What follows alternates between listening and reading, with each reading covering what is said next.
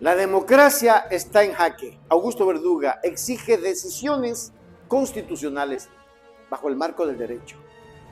En tiempos donde la legitimidad y la transparencia de las decisiones judiciales se encuentran bajo la lupa del escrutinio público, Augusto Verduga alzó la voz. Él es consejero del Consejo de Participación Ciudadana y en una reciente intervención el jurista hizo un llamado vehemente a que cualquier resolución de la Corte Constitucional se realice bajo estrictos parámetros de derecho.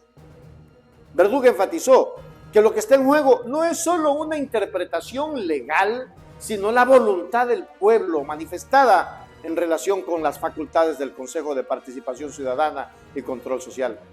No se puede poner en riesgo la democracia, afirmó. Buenos días, señores jueces. Gracias por la oportunidad de poder dirigirnos a ustedes en esta audiencia pública. Sobre el tema puntual que se está comentando, diré lo siguiente. Perdón, señora secretaria, no se puede ver la imagen de quien está interviniendo. Por favor, ¿lo podría...? Sí, señor presidente, justamente en este momento me están informando que debe prender la cámara, por favor. Ahí está. ¿Me pueden observar? Sí, adelante, consejero. Gracias, presidente. Empiezo manifestando, señores jueces de la Corte Constitucional, señor presidente, que como se ha rotulado esta primera parte, a mi modo de ver, de forma equivocada, porque se ha puesto proceso seguido en el Consejo de Participación Ciudadana relacionado con la revisión de la designación de la primera autoridad de la Fiscalía General del Estado. Y empiezo manifestando que no existe ningún acto administrativo expedido por este Consejo de Participación Ciudadana y Control Social donde se haya revisado, entiéndase, en los términos del Código Orgánico Administrativo, modificado o extinguido la designación de la Fiscal General del Estado hecha por parte del Consejo de Participación Ciudadana Transitorio. Siendo muy sincero, señores jueces, ni siquiera entiendo cuál es el cargo de incumplimiento del dictamen 219-IC/19 relacionado a la denuncia por un presunto acto de corrupción a propósito de la investigación que se llevó a efecto por la tesis de la abogada Salazar. No entiendo qué tiene que ver esto con el cargo de incumplimiento del dictamen. Como bien lo manifestó el abogado Stalin Raza, lo que tuvo lugar en el Consejo de Participación Ciudadana fueron dos hechos distintos. Dos hechos, señores jueces. El primero consistió en las solicitudes de audiencia pública, que no es cierto, como lo dice el abogado de la defensa de los consejeros Fantoni y Calvache, que no existe un procedimiento normado para ese efecto. No existe un reglamento como tal, pero es un mecanismo de participación reconocido en la ley 73 y siguientes de la Ley Orgánica de Participación Ciudadana. Se realizaron sobre la base de esos artículos unas solicitudes ciudadanas de audiencia pública. Uno lo realizó el colectivo Acción Jurídica Popular y otro el doctor Miguel Ángel Benavides Oleas. Ambas solicitudes fueron dirigidas a la Fiscal General del Estado y se realizaron, como digo, amparadas en lo que disponen los artículos 73 y siguientes de la ley de la materia. Primer hecho. El segundo hecho es el proceso investigativo que llevó adelante la Secretaría de Transparencia y Lucha contra la Corrupción del Consejo de Participación, que es un proceso que se originó por una denuncia que presenta el mismo colectivo ciudadano, Acción Jurídica Popular, por el presunto plagio de su tesis de grado y también de un artículo científico publicado en la revista Derecho Penal Central de la Universidad Central del Ecuador, cuando la abogada Salazar ya era fiscal. Estamos hablando del año 2021, y esto es sumamente importante, señores jueces. Año 2021, la abogada Salazar ya era fiscal. Luego de la investigación que realiza la Secretaría de Transparencia del Consejo, se desarrolla naturalmente en una sesión reservada del Pleno, y en esa sesión se hace toda la exposición por parte de la Secretaría Técnica de Transparencia y Lucha contra la Corrupción, y se logra determinar la presunta comisión del delito de tráfico de influencias por parte de la fiscal Salazar. En ese sentido, luego de que conocemos el informe de la Secretaría, se hacen observaciones al informe. No es cierto lo que han salido diciendo en medios de comunicación, concretamente la consejera Calvache, que ha dicho que se ha modificado o alterado el informe. Ella está confundiendo. El informe inicial que presenta la secretaria de Técnica de Transparencia, que lo presenta al Pleno, luego obviamente se hacen observaciones a ese informe y se emite un documento final, que es el informe final. Esta es la confusión. Este informe final es el que ha sido analizado y remitido posteriormente a las autoridades competentes. Ahora bien, se dispuso remitir el informe de investigación, ya con las observaciones acogidas, y a la resolución del Pleno a la Fiscalía General del Estado, para que se inicie la respectiva fase de investigación previa.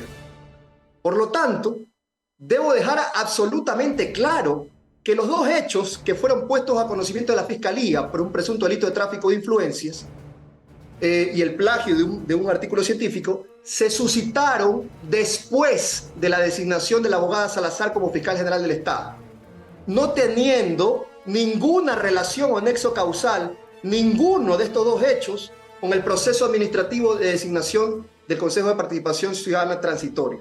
¿Okay? No tiene absolutamente nada que ver este asunto con violentar el dictamen. Ahora bien, quiero decir algo adicional con el mayor de los respetos que ustedes se merecen, señores jueces.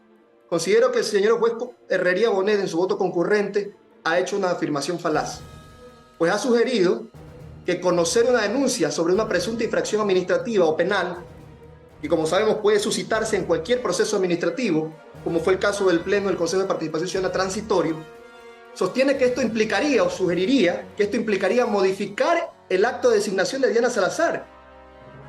Esto no resiste menor análisis. ¿De dónde se sigue eso? Aprobar un informe de investigación no es un acto administrativo encaminado a modificar o extinguir la designación de Diana Salazar como fiscal.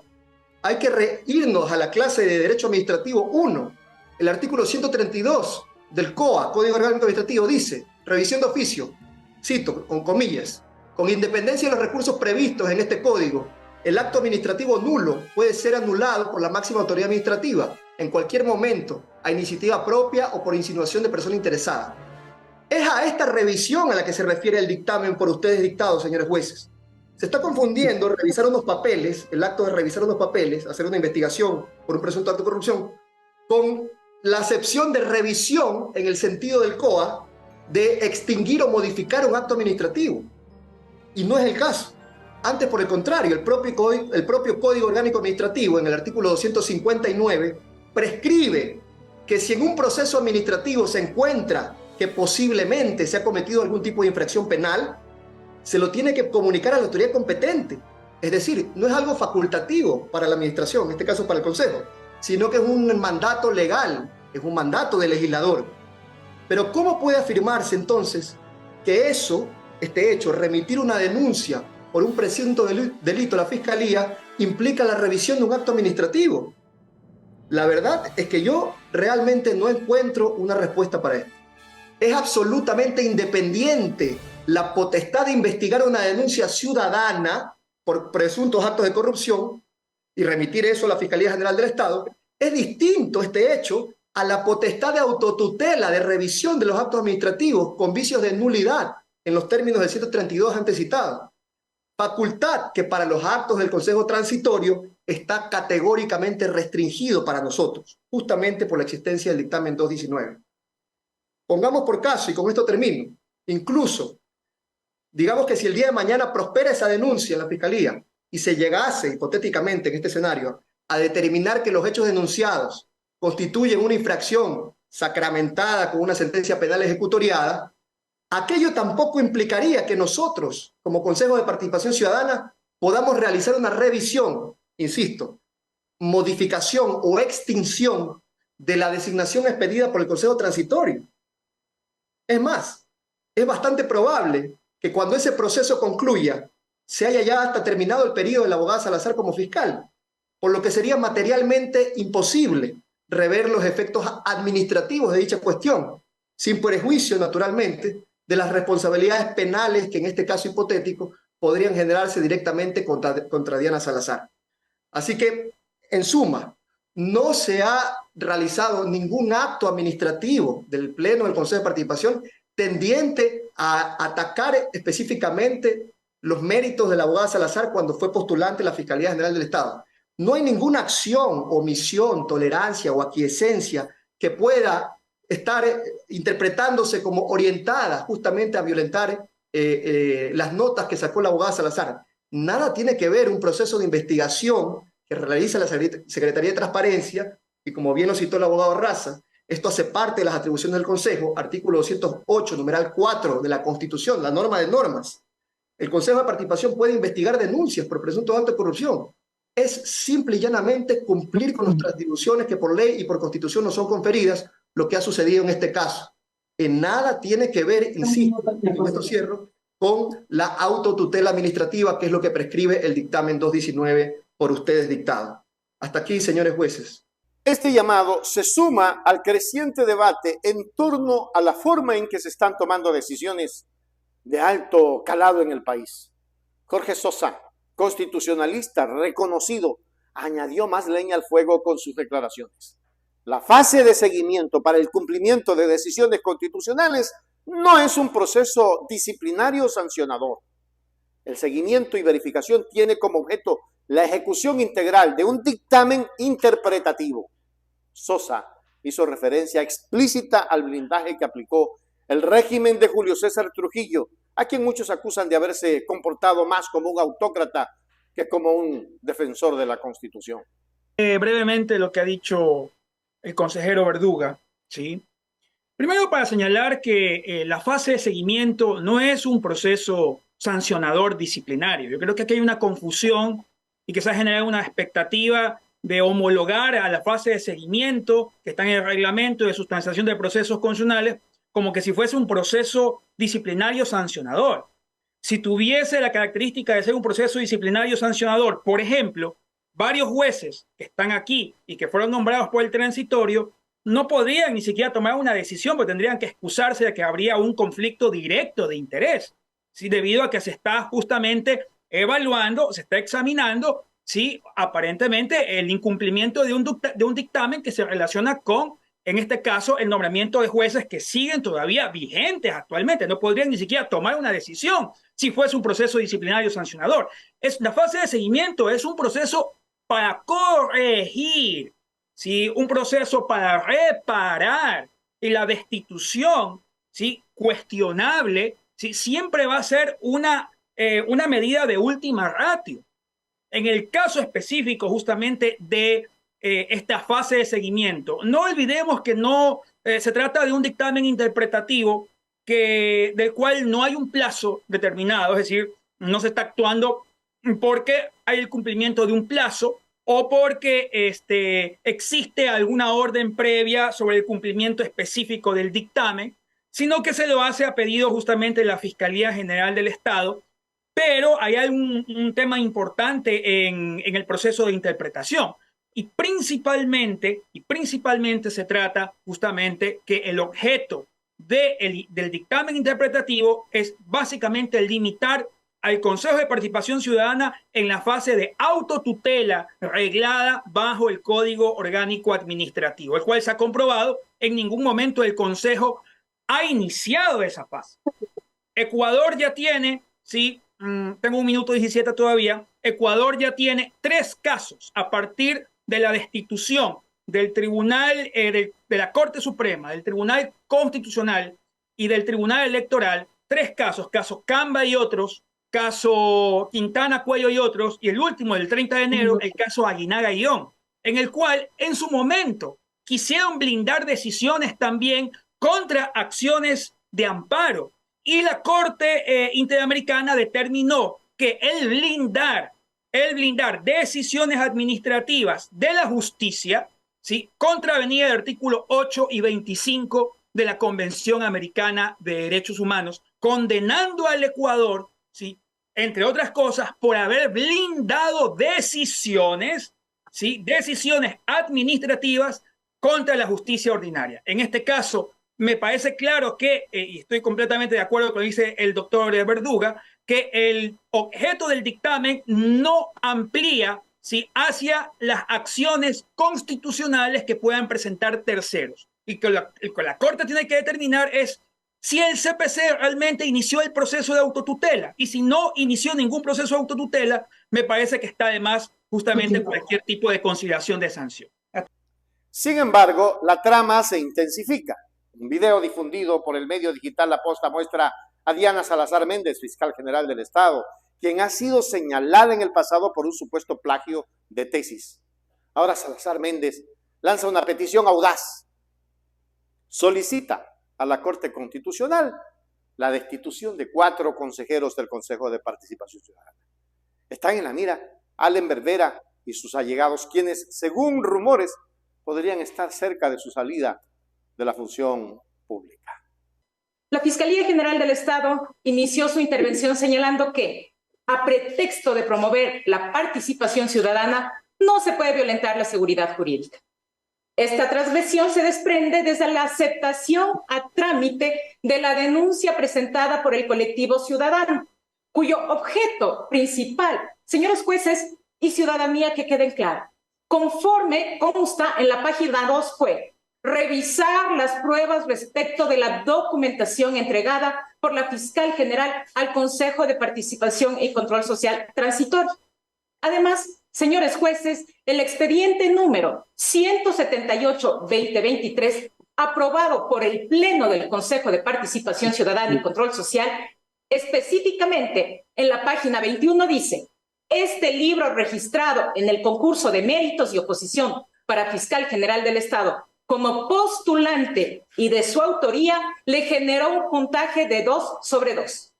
Por ende, si el objeto mismo de la denuncia se dirige a revisar y el informe que fue aprobado por la mayoría de los 4 consejeros se analiza el puntaje del concurso, ¿se puede negar entonces que se incumplió el dictamen 219?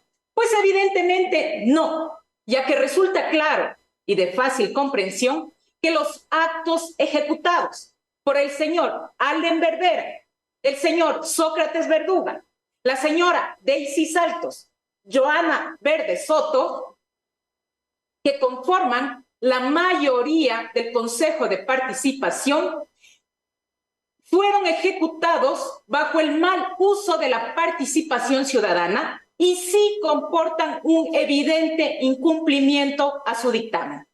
Por lo tanto, la fiscal general del Estado se ratifica en la petición de que, como ya esta Corte ha actuado en situaciones similares, tiene el deber constitucional de destituir a todos quienes incumplieron el dictamen constitucional 219/IC. Me refiero al señor Allen Berbera, Sócrates Verduga, Daisy Saltos y Joana Verde Soto. Deberán ser destituidos, señores jueces de la Corte Constitucional. Muchas gracias. Este torbellino de eventos pone de manifiesto la delicada situación que vive el país en relación con su marco jurídico y constitucional. Las decisiones que se tomen en los próximos días serán cruciales para el rumbo de la democracia ecuatoriana y para garantizar que la justicia no se convierta en una herramienta de persecución. Pues hasta ahora eso es lo que han hecho.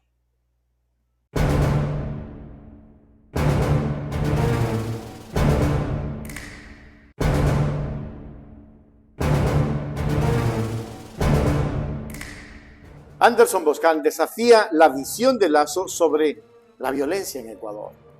La ola de violencia que azota a Ecuador no pasa desapercibida para la población y mucho menos para figuras periodísticas y públicas como Anderson Boscan, quien mediante un contundente mensaje en la red social con el hashtag #puntofinal llamó la atención del presidente Guillermo Lasso. A veces uno se acostumbra tanto a la tragedia que se olvida que existe. Bueno, este fin de semana recordamos una de las peores tragedias del Ecuador. Es el presidente Guillermo Lasso hablando, quien nos la recuerda. Aquí está. Lastimosamente sucedió y yo comprendo que esas imágenes que recorrieron el mundo generen una sensación de absoluta inseguridad en el Ecuador, que no es tal, porque gran parte de la violencia es violencia, yo diría el 90%, entre las pandillas, entre los grupos delincuenciales organizados que se disputan territorios para la venta de droga dentro de Ecuador. Debe ser muy triste llegar a estas condiciones en el periodo final de su gobierno, presidente Lasso. Debe ser muy triste llegar y convertirse ya en un pobre viejito chocho, en una persona incapaz de conectar con la realidad, en alguien más parecido a la novia de Salcedo que en un presidente de la República. Presidente Lasso, es que usted no se da cuenta, tan ensimismado está, tan cuidadito por los centenares de militares y policías que hacen de su vida una vida tranquila, mientras en el Ecuador nos meten bombas, nos secuestran, nos pegan tiros y nos matan.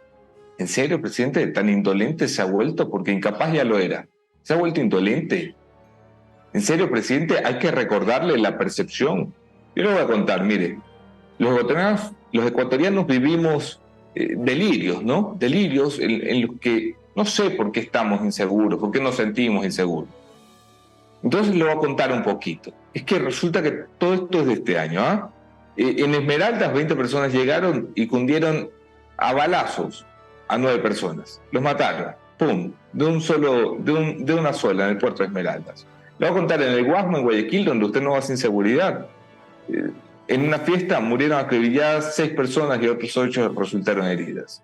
Le voy a contar un grupo de personas que estaban reunidas en un partido de fútbol, que parece ser algo del crimen organizado, según usted. Bueno, en Guayaquil fueron sorprendidos por sicarios, los asesinaron a 10, que jugaban fútbol. Mientras jugaban fútbol, no estaban traficando cocaína, estaban jugando fútbol, don Guillermo Lasso.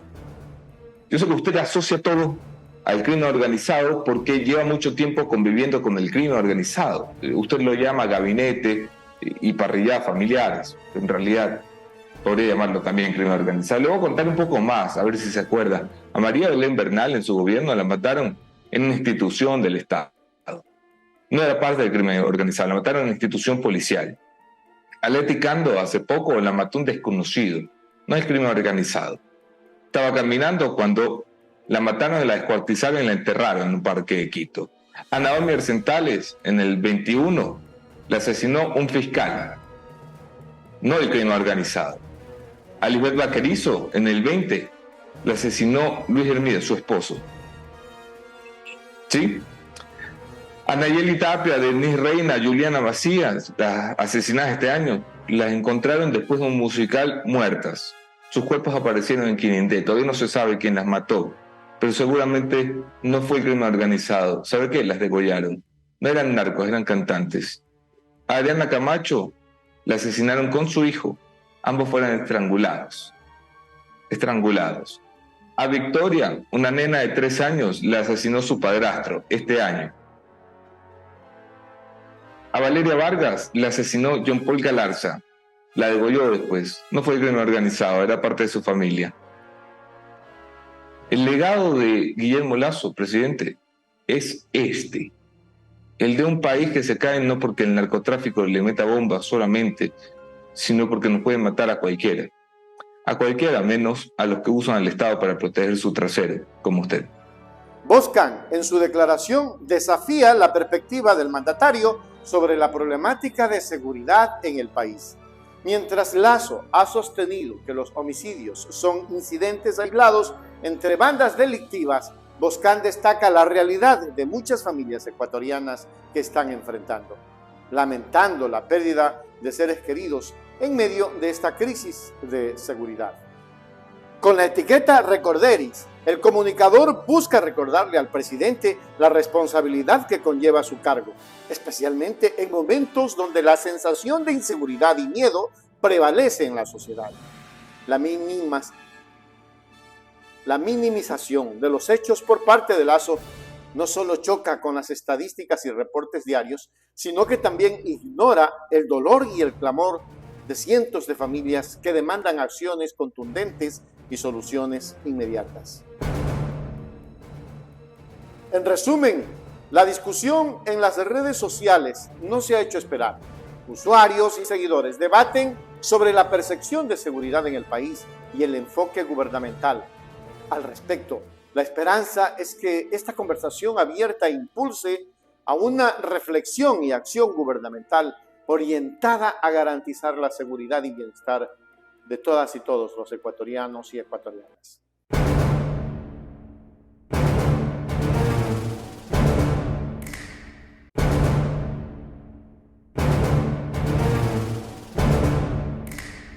Etienne Marcel desmonta propuestas de Daniel Noboa, un video que no puedes dejar de ver. Las redes sociales han demostrado una vez más su poderío como escenario para la crítica y el análisis político. Esta semana, un video protagonizado por Etienne Marcel, destacado crítico político, ha capturado la atención de millones. Con una narrativa incisiva y basada en hechos, Marcel realiza un desmonte meticuloso del programa de gobierno de Daniel Noboa, candidato a la presidencia. Noboa quiere ofrecer becas y eliminar la CNCID. Vamos a dar becas a todos los estudiantes universitarios que apliquen en una universidad pública. Yo creo que el CNCID es un saludo a la bandera, se va a eliminar el CNCID. Y su binomio quiere privatizar la educación. Se tiene que privatizar para el pueblo y desregular la educación. Noboa quiere bajar los impuestos para las empresas. Que las empresas tributen menos, pero su empresa no paga los impuestos. Y a que no adivinan qué empresa es la que más debe. Yo sí sé. Sí, exportadora bananera Noboa. Noboa quiere aumentar los impuestos a la gente. Y que las personas naturales, progresivamente, por sus ingresos, tributen más. Pero quiere bajar los salarios. A nivel de sueldo, somos uno de los 3 países que más altos sueldos tienen, ya cuando establecemos todo dolarizado, en Latinoamérica. Y eso genera problemas. Noboa quiere construir una cárcel en el mar. Cárcel en el agua. Propuesta de Noboa de construir una cárcel en alta mar levanta preguntas. Pero no tiene plan de trabajo de prevención. Él ha dicho que estaría dispuesto a sentarse para escuchar propuestas que usted ha tenido y que han tenido atención, como en materia de seguridad. Noboa dice que aceptará la decisión del Yasuní. Yo no veo lo del Yasuní como una pérdida real. Pero no explica cómo va a financiar su programa. ¿De dónde va a sacar el dinero para financiar esos proyectos? Y además, ¿cuánto le va a costar eso al país? Cuesta 830 millones de dólares aproximadamente, lo cual está financiado a 10 años. ¿Y de dónde va a sacar ese dinero? Hemos obtenido el financiamiento. Su esposa tiene brigadas médicas. Para servir, para ayudar, porque siento que nuestro país necesita un cambio. Pero no le gusta mezclarse con él. Yo odio que se me acerquen, que me toquen, que me agarren la mano, que me abracen. Son cosas que en serio, solo, please, no. En resumen, ¿quién puede confiar en un candidato que ni sabe dónde está parado con su programa de campaña? En tiempos donde la veracidad y la objetividad parecen escasear, Marcel ha tomado la batuta para evidenciar falencias y desaciertos en las propuestas del candidato. Su análisis no solo se centra en la superficialidad o falta de consistencia, sino también en las posibles repercusiones que tendrían algunas de estas medidas en caso de ser implementadas. La viralización del contenido es testimonio del interés de la ciudadanía en temas políticos y la necesidad de contar con fuentes confiables que permitan tomar decisiones informadas. Lo que ha llevado a muchos a preguntarse es, ¿qué haría Noboa si llegara al poder? Y eso nos preguntamos todos los días porque él no sabe por qué quiere ser presidente. A lo largo del video de aproximadamente 3 minutos de duración, Marcel no solo se limita a criticar, sino que aporta datos y comparativas que respaldan su perspectiva, lo que ha llevado a muchos a considerar este análisis como un material esencial previo a las elecciones. Y es que en el panorama político actual, donde los discursos se encuentran saturados de promesas y retórica, es esencial que figuras como Marcel arrojen luz sobre temas que pueden ser cruciales para el futuro de la nación. El video no solo es una crítica, sino una invitación al electorado a cuestionar, analizar y demandar transparencia y consistencia en las propuestas de aquellos que aspiran a liderar el Ecuador. En resumen, para aquellos interesados en profundizar más sobre el tema, el video está disponible en diversas plataformas de redes sociales y se recomienda su visionado para obtener una perspectiva crítica y fundamental sobre el programa de Daniel Noboa, más conocido como Danielito.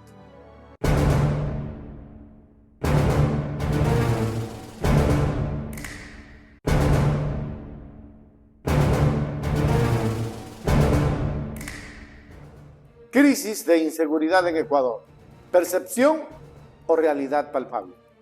El presidente Guillermo Lasso ha causado controversia en las últimas horas tras minimizar la situación de inseguridad en Ecuador, refiriéndose a ella como una mera percepción. Sin embargo, las cifras reflejan una historia diferente. Durante el pasado fin de semana, nada más 86 ciudadanos perdieron la vida en hechos violentos en las calles del Ecuador. Como ecuatoriano yo deseo que eso cambie. Lastimosamente sucedió y yo comprendo que esas imágenes que recorrieron el mundo generen una sensación de absoluta inseguridad en el Ecuador, que no es tal, porque gran parte de la violencia es violencia, yo diría el 90%, entre las pandillas, entre los grupos delincuenciales organizados que se disputan territorios para la venta de droga dentro de Ecuador. A pesar de que las autoridades sostienen que la mayoría de los actos violentos están vinculados a enfrentamientos entre pandillas, este argumento ha sido ampliamente criticado. Muchos consideran que tal afirmación es un intento de desviar la atención y restar la gravedad del problema. Las miles de familias que han perdido a seres queridos, quienes en su mayoría eran inocentes y no tenían relación alguna con actividades delictivas, refutan la teoría de Lasso. Como ecuatoriano yo deseo que eso cambie. Lastimosamente sucedió y yo comprendo que esas imágenes que recorrieron el mundo generen una sensación de absoluta inseguridad en el Ecuador, que no es tal, porque gran parte de la violencia es violencia, yo diría el 90%, entre las pandillas, entre los grupos delincuenciales organizados que se disputan territorios para la venta de droga dentro de Ecuador. La percepción generalizada entre la ciudadanía es que la situación de inseguridad ha empeorado y que la respuesta del gobierno ha sido insuficiente. Los reclamos no solo se basan en las cifras, sino también en la experiencia diaria de quienes temen salir a las calles, ir al trabajo o enviar a sus hijos a la escuela. Las declaraciones del presidente Lasso contrastan con la realidad que vive a diario miles de ecuatorianos. Para muchas familias, la violencia no es una percepción, sino una dolorosa realidad con la que tienen que lidiar todos los días. Como ecuatoriano yo deseo que eso cambie. Lastimosamente sucedió y yo comprendo que esas imágenes que recorrieron el mundo generen una sensación de absoluta inseguridad en el Ecuador, que no es tal, porque gran parte de la violencia es violencia, yo diría el 90%, entre las pandillas, entre los grupos delincuenciales organizados que se disputan territorios para la venta de droga dentro de Ecuador. En resumen, la sociedad ecuatoriana exige acciones contundentes y una estrategia clara para abordar y contener la violencia. Más allá de las declaraciones y los discursos, lo que un país necesita es una acción decisiva que garantice la seguridad y la paz en sus calles. El debate está abierto, pero Lo cierto es que la seguridad de los ciudadanos debe ser una prioridad para cualquier gobierno.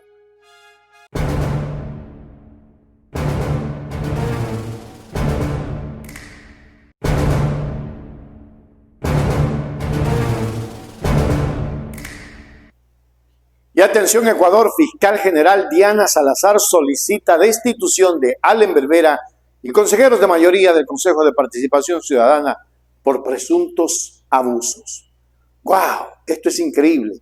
En una sorprendente y controvertida declaración, la fiscal general de la Nación, Diana Salazar, ha lanzado un fuerte ataque contra Allen Berbera y los consejeros de mayoría del Consejo de Participación Ciudadana y Control Social, instando a los jueces de la Corte Constitucional a tomar medidas para destituirlos de sus cargos. La fiscal alega que esta petición se basa en la revisión de la designación de estos funcionarios en la que habían concretado abusos. Vamos a ver. Lejos de abonar al fortalecimiento institucional, el presidente, doctor, abogado Allen Berbera y los consejeros Sócrates Verduga, Daisy Saltos, Joana Verde Soto, que han votado y aprobado las resoluciones mencionadas en esta exposición, han propiciado que el Consejo de Participación Ciudadana y Control Social sea utilizado para concretar los abusos, alejándose de su misión constitucional y socavando intereses ajenos al bienestar común. Señores jueces, en sus manos está hacer respetar la supremacía de la Constitución y la ley a través de la destitución y sanción de todos quienes con sus actuaciones las han pisoteado. Que Diana Salazar, quien ha estado a la cabeza del Ministerio Público desde su nombramiento en 2021, con dudas como que sacó 10 sobre 20, hizo estas declaraciones en una conferencia de prensa que dejó a muchos perplejos. Según la fiscal general, tras una minuciosa revisión de la designación de Allen Berbera como presidente del Consejo de Participación Ciudadana y Control Social y de los consejeros de mayoría que conforman este organismo, se habrían encontrado indicios de abusos de poder y decisiones cuestionables. El Consejo de Participación Ciudadana es un ente clave en la supervisión y control de funciones del Estado ecuatoriano, y la designación de sus miembros ha sido históricamente objeto de escrutinio y debate en el país.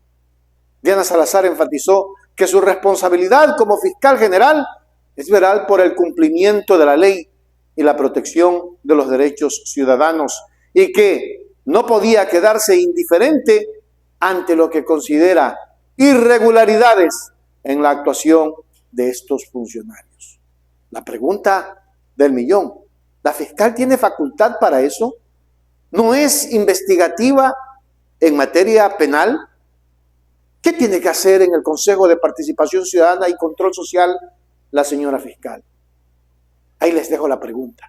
La fiscal general instó a los jueces de la Corte Constitucional a hacer lo suyo y destituir a Allen Berbera y a los consejeros de mayoría del Consejo de Participación Ciudadana, alegando que sus acciones habrían perjudicado el orden democrático y la institucionalidad del país. Sin embargo, es importante destacar que la destitución de estos funcionarios requiere un proceso legal riguroso y un análisis exhaustivo por parte de las autoridades judiciales. Y más aún, quienes tienen la facultad es una asamblea. Cuidado, y cometen errores, señores de la Corte. Cuando los poderes rebasan la legalidad, la impunidad es un auténtico modo de vida que lastima los valores de lo público y erosiona los fundamentos del poder político.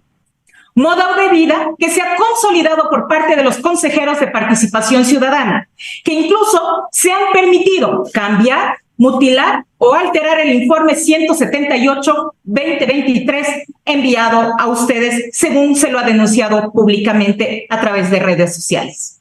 Finalmente, señores jueces, en sus manos está hacer respetar la supremacía de la Constitución y la ley a través de la destitución y sanción de todos quienes con sus actuaciones las han pisoteado. Es que ante estas acusaciones, Allen Berbera y los consejeros de mayoría han respondido a través de un comunicado en el que niegan cualquier irregularidad en su gestión y recalcan su compromiso con la democracia y el Estado de Derecho. En conclusión, esta solicitud de destitución planteada por la fiscal general Diana Salazar despierta una serie de interrogantes sobre el equilibrio de poderes en Ecuador y la independencia del sistema judicial. La opinión pública, así como los expertos legales y políticos, están atentos a los desarrollos futuros de este controvertido caso que sin duda seguirá siendo tema de debate en el país.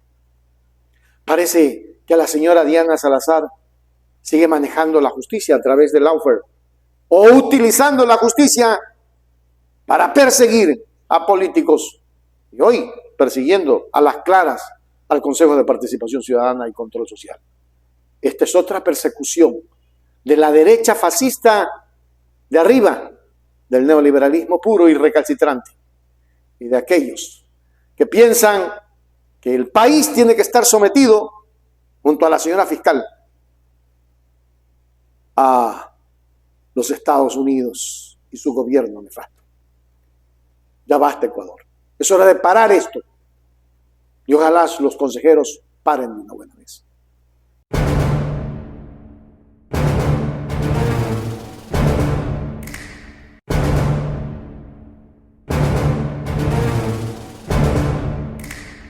Ecuatorianos, el asambleísta electo Roberto Cuero presenta acción constitucional por caso Villavicencio y denuncia persecución política.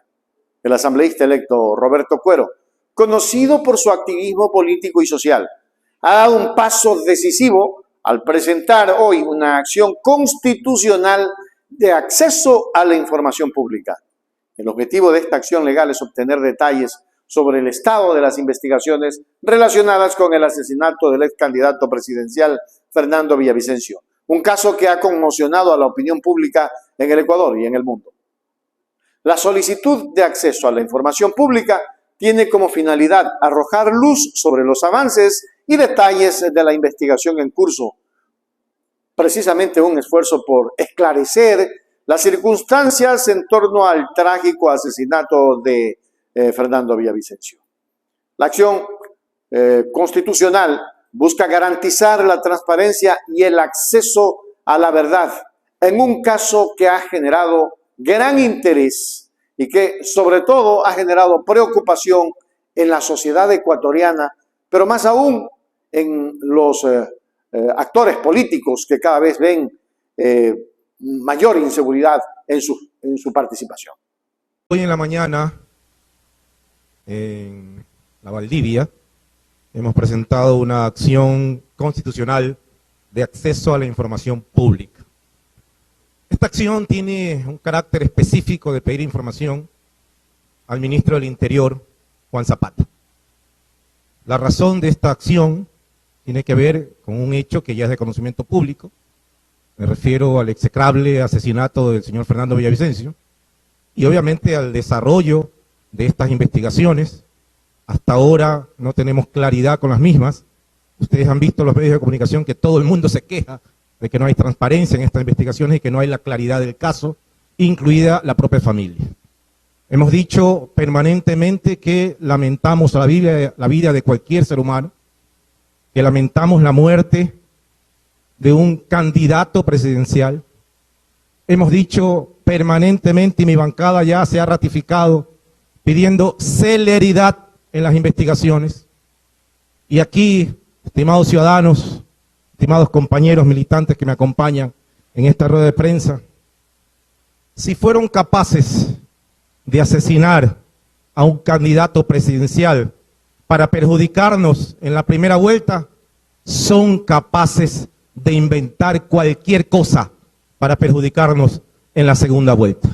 Por eso, hoy he presentado una acción constitucional de acceso a la información pública.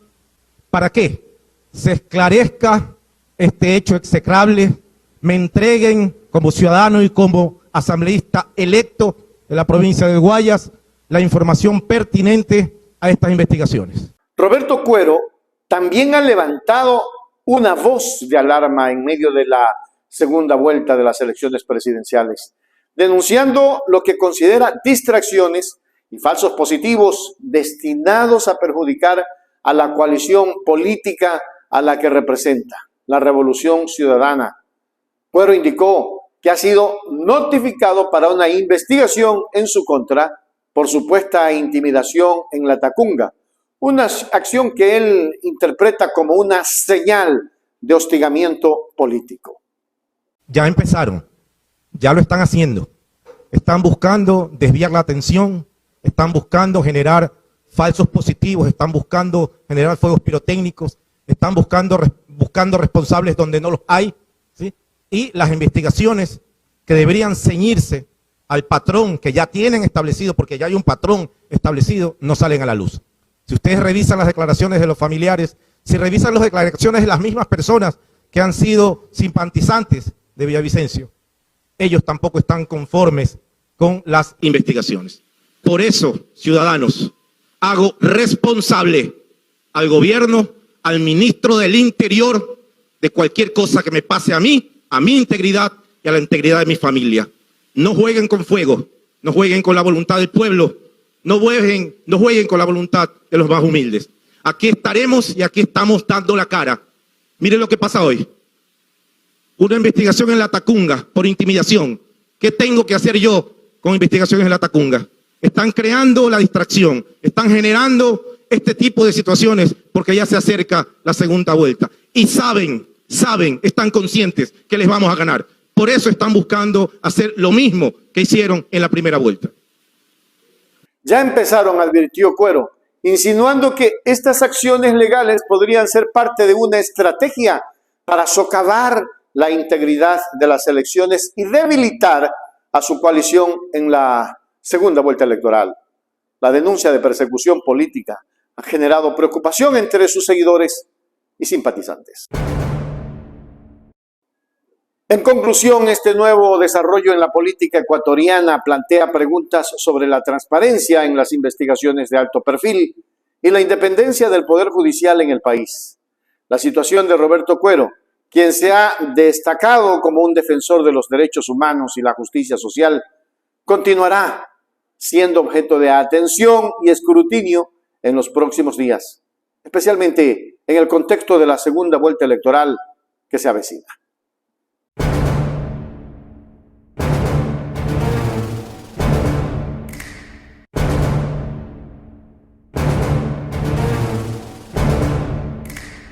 Javier Lasso critica ferozmente a su hermano Guillermo Lasso por su gestión gubernamental.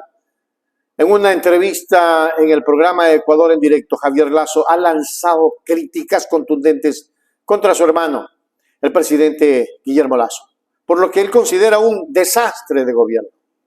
Las declaraciones de Javier Lasso han sacudido la esfera política ecuatoriana y han avivado el debate sobre la gestión presidencial en el país.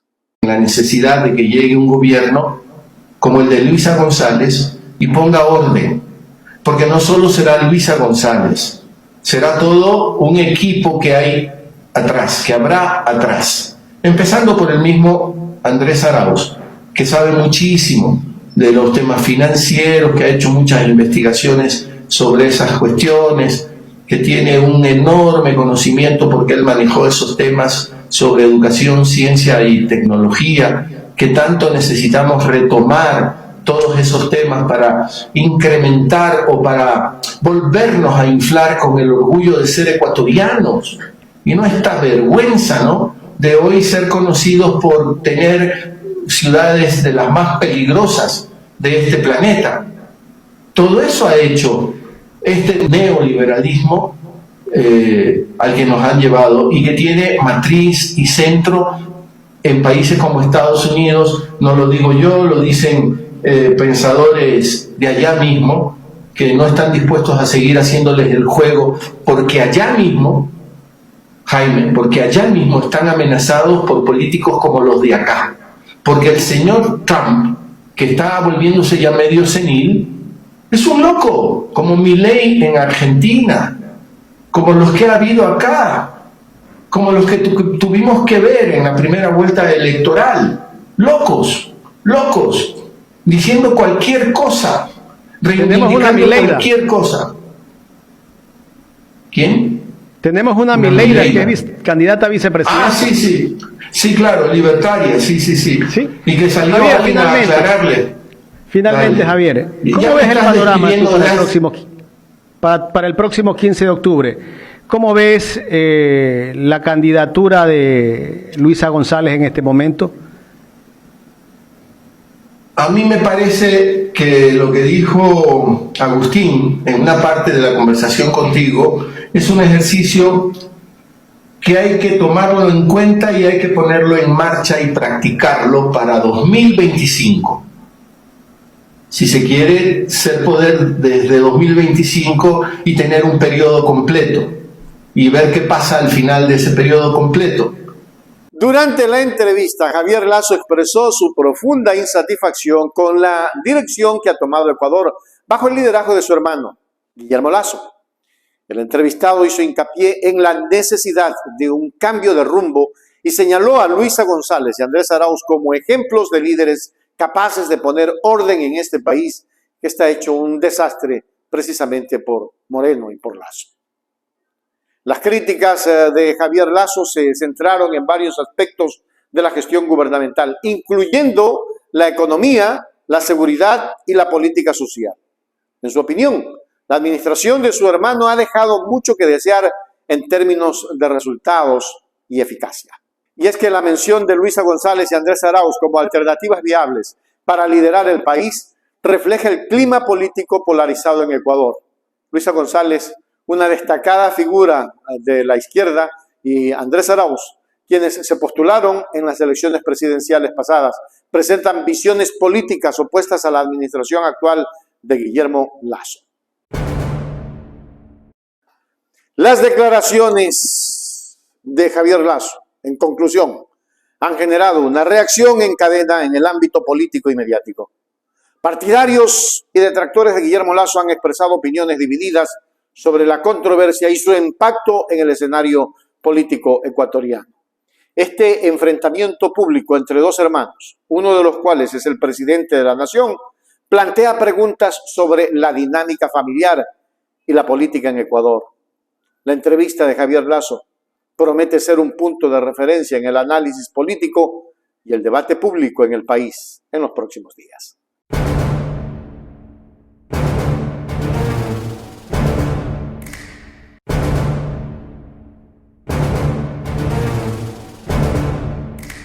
Otto Sonnenholzner responde a los ataques de Daniel Noboa. La política debe de ser un espacio de debate constructivo. El ex candidato presidencial y ex vicepresidente de Ecuador, Otto Sonnenholzner, ha emitido una declaración en respuesta a los recientes ataques dirigidos en su contra por Daniel Noboa. ¿A qué crees que se debe esos ataques, esos puntillazos del señor Noboa? Tendrías que preguntarle a él, Gabriel. Yo la verdad no tengo mayor relación con Daniel. He dicho varias veces que lo conozco desde la infancia porque pues fuimos al mismo colegio, fue compañero de mi hermano. Yo tengo, la verdad, buenos recuerdos, ¿no? Chico sano, buen estudiante, deportista, ¿no? Eso es lo que yo recuerdo de él. Evidentemente yo soy 3-4 años mayor. En la época colegial eso es una gran diferencia, ¿no? Es decir, uno los ve como chiquitos, pero la verdad no desconozco, Gabriel, tendrías que preguntarle a él. Tú sabes que a mí esas cosas me resbalan, que hace rato he aprendido a lidiar con ese tipo de ataques. Lo que pasa es que no les veo y ahí más bien me preocupo, no les veo en qué les sirven, ¿no? En esta campaña. Estas controversiales declaraciones han generado un nuevo capítulo en la tensa relación política entre ambos líderes y han atraído la atención de la opinión pública. En una entrevista en el medio La Defensa, Sonnenholzner abordó los comentarios críticos de Daniel Noboa, quien había arremetido contra él una serie de declaraciones públicas. En su respuesta, Sonnenholzner adoptó un tono conciliatorio y enfatizó la importancia de mantener un espacio de debate político constructivo público. Y es que las tensiones entre Otto Sonnenholzner y Daniel Noboa han estado presentes en la escena política ecuatoriana durante algún tiempo. Ambos líderes representan diferentes enfoques y visiones para el futuro del país, pero sin embargo siempre unidos por la derecha. Sonnenholder, quien se postuló como candidato presidencial en las elecciones pasadas, es conocido por su enfoque centrista de derecha y su énfasis en la colaboración política. En conclusión, la declaración de Otto Sonnenholder busca promover un ambiente político más amigable y colaborativo en medio de un contexto político polarizado. La reacción de Daniel Noboa a esta declaración aún no se ha dado a conocer, pero la atención de la opinión pública se mantiene enfocada en esta nueva controversia política que continúa desarrollándose en el Ecuador.